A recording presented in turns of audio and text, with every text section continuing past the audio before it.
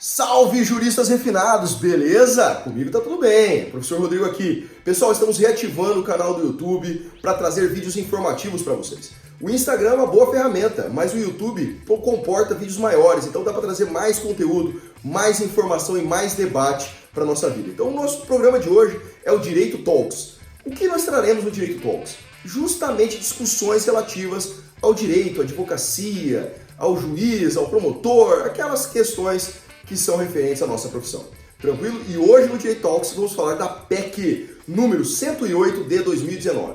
Uma proposta de emenda constitucional que tende justamente a tirar a obrigatoriedade do profissional a ser vinculado a um conselho. Joia? Então essa PEC, o que ela tende a fazer? Ela tende que o profissional, por exemplo, o médico, que ele não precisa se filiar ao CRM, que o profissional de educação física, que não precisa se filiar ao CREF e coisas do tipo, tá? Então vamos bater artigo por artigo e trazer as polêmicas que porventura possam acontecer com a aprovação dessa PEC e dar a minha opinião pessoal. E é para isso que estamos aqui. Então vamos lá. A PEC ela quer inserir o artigo 174A e o artigo 174B na Constituição Federal. Então vamos falar artigo por artigo e debater um pouquinho sobre eles. O primeiro diz o seguinte, artigo 174A. A lei não estabelecerá limites ao exercício da atividade profissional ou obrigação de inscrição em conselho profissional sem que a ausência de regulação caracterize risco de dano concreto à vida, à saúde, à segurança ou à ordem social. Então, o que acontece?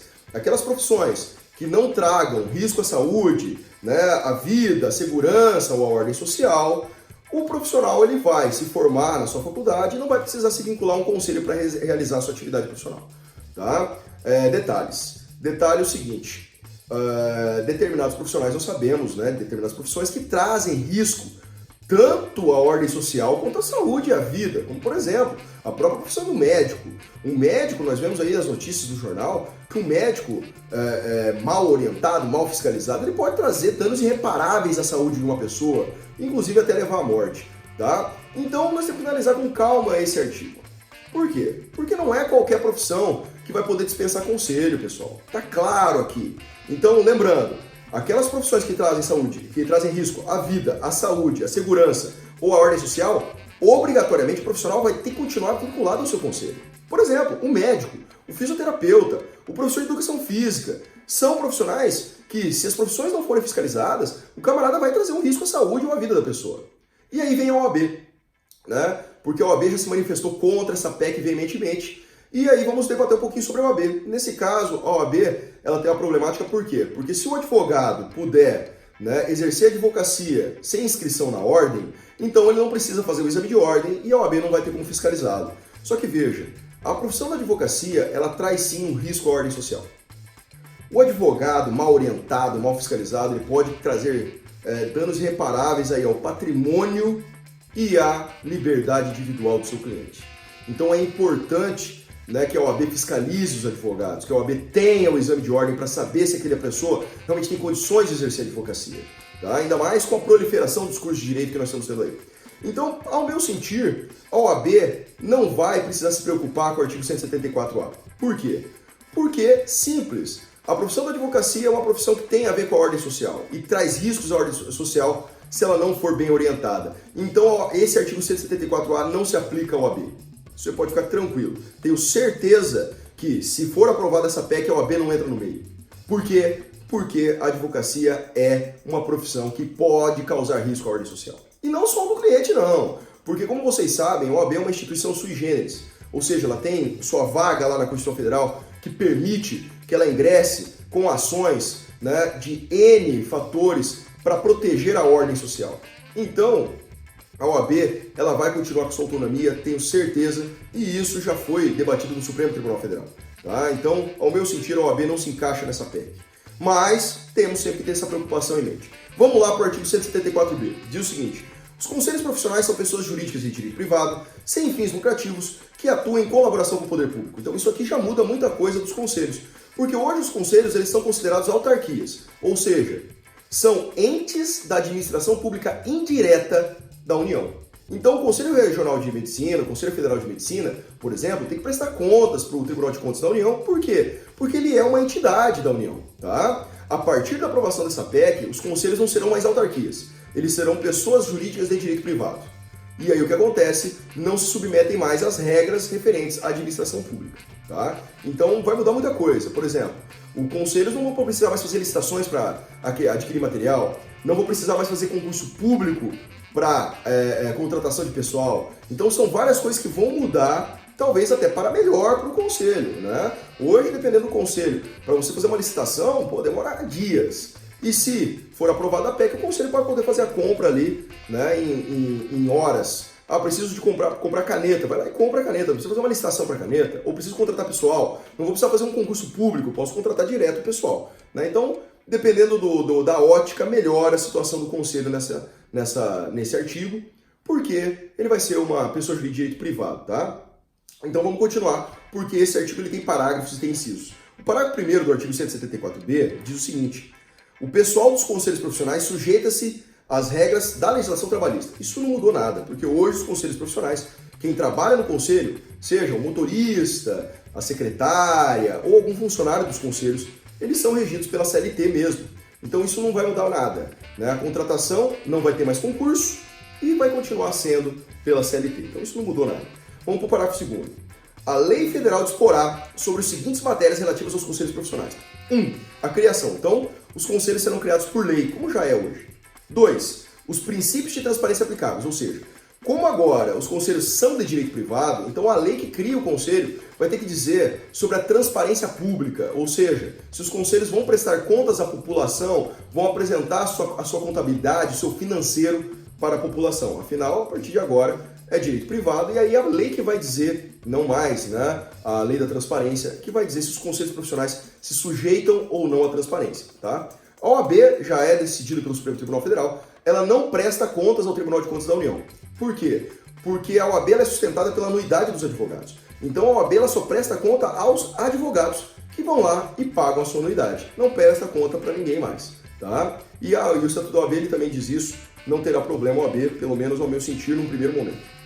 O inciso 3 diz, né, que a lei vai delimitar os poderes de fiscalização e de aplicação de sanções aos profissionais. Então, o que acontece? Vai estar lá na lei o quê?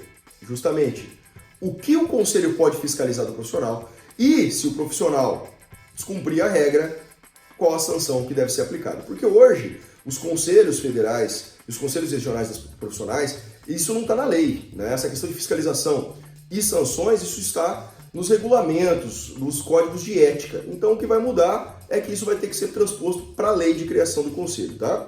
Inciso 4 diz que a lei vai dispor sobre o valor máximo das taxas, das anuidades e das multas aplicadas aos profissionais. Ou seja, vai ter que estar na lei o valor que pode ser cobrado máximo de anuidade daqueles profissionais. Por um lado é bom, né, porque traz transparência para o profissional que vai ingressar, né, naquele conselho, e por um outro lado engessa a administração. Por quê? Porque a anuidade do conselho, por exemplo, varia de estado para estado, porque depende da necessidade daquele estado. Então, a OAB, o estado que tem muito advogado, a anuidade vai ser menor, porque rateia os custos em mais advogados.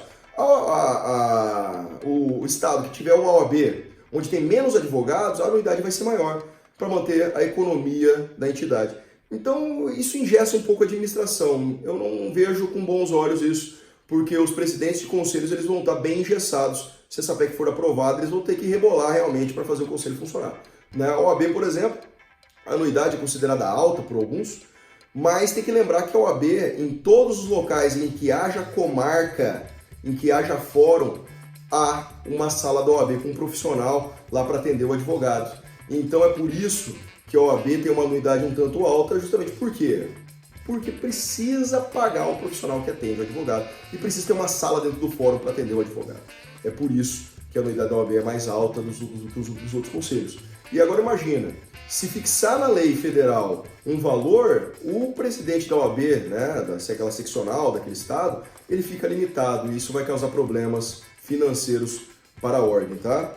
E aí vamos para o parágrafo 3º, que diz o seguinte: é vedado aos conselhos profissionais promover, facilitar ou influenciar a adoção de práticas anticompetitivas em sua área de atuação. Veja, a grande maioria de conselhos profissionais, quando tratam nos seus códigos de ética, diz que o profissional não pode realizar propaganda. A OAB é clara nisso. O advogado, por exemplo, ele não pode fazer um outdoor com o nome dele, uma propaganda, um comercial de televisão falando da sua atividade profissional. Ele não pode fazer isso. né? O código de ética ele tem certinho o que pode e o que não pode o advogado fazer. Né? Por exemplo, a prática comum que o advogado faz de marketing é o marketing pessoal. Né? Ele só pode o quê? Dar entrevistas de cunho informativo, ele não vai poder, né, fazer uma propaganda.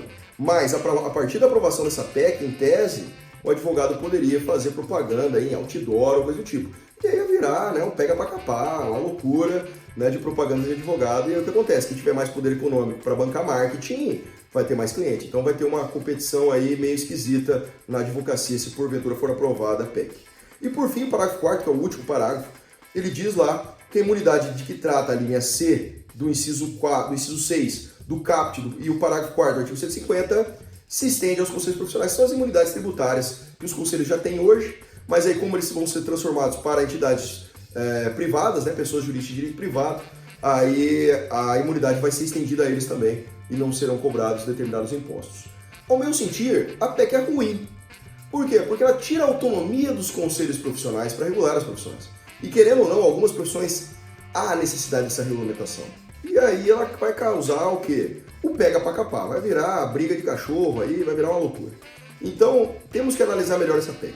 Né? O Congresso Nacional, quando for pôr em pauta, ele deve analisar passo a passo essa PEC para ver se realmente vai trazer uma vantagem para a população brasileira e para os profissionais envolvidos aí nesses conselhos. Beleza, pessoal? Esse foi o nosso Direito Talks de hoje. Falamos sobre a PEC 108 de 2019, aquela que trata da obrigatoriedade de filiação dos conselhos profissionais. Tá? Peço que você curta o vídeo, compartilhe esse canal para nós trabalharmos melhor em prol aí do debate. Que a força esteja com vocês.